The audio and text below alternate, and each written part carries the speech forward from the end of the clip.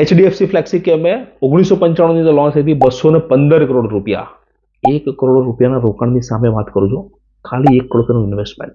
આદિત્ય બિરલા સન લાઈફનું flexi cap fund 1998 માં આવ્યું હતું, એને 188 કરોડ રૂપિયા કર્યા. ફ્રેન્કલિન ઇન્ડિયાના ફ્લેક્સી કેપ ફંડે 1999 ની અંદર રોકાણ કરેલા ફંડે 190 કરોડ રૂપિયા કર્યા. આદિત્ય બિરલા સન લાઈફના ઇક્વિટી હાઇબ્રિડ ફંડે 1995 ની સાલની અંદર આવેલું ફંડ 150 કરોડ રૂપિયા કરી નાખ્યા.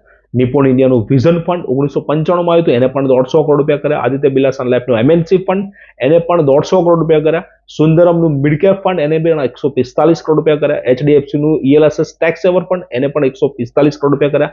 HDFC ટોપ 100 ફંડ 121 કરોડ રૂપિયા કર્યા. ફ્રેન્કલિન ઇન્ડિયાનું બ્લુ ચીપ ફંડ, એને પણ 100 કરોડથી વધારે અમાઉન્ટ કરી દીધી. પ્રશ્ન થશે કે કરેક્શન આવ્યો હોય તો ઘટી ગયું ને? એટલે પણ કરેક્શન આવ્યું તો પણ એટલું બધું ઘટ્યું નથી ભાઈ. 10% કરેક્શન આમાંથી માઇનસ કરી નાખજો અંદર આ ફિગરોમાંથી. ઘણા લોકો એવું કહેશે કે યાર કરોડ રૂપિયા હોવા તો જોઈએ ને. ભાઈ કરોડ નહોતા, 10 લાખ તો હતા ને. અને અત્યારે તો છે ને, પણ તો અત્યારે રોકો જ ખરા તમ તારે.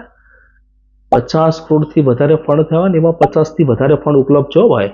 50 કરોડથી વધારે, 1 કરોડના 50 કરોડ રૂપિયા. પરંતુ આપણે તો ફક્ત કોઈ પણ એજન્ટ કે એડવાઇઝરનો ફોન આવે એટલે કે લાખ રૂપિયા રોકી દો, 2 લાખ રોકી દો, 5 લાખ રોકી દો, 10 લાખ રોકાણ કરી દો. તમ તારે એક વખત 1 કરોડ રૂપિયા રોકીને જોઈ લેજો. તમ તારે 100 કરોડ પડ્યા હોય, 50 કરોડ પડ્યા હોય, એમાંથી કરોડ રૂપિયા રોકી દો, તેમાંથી કંઈ નાનું મોટું થવાનું નથી.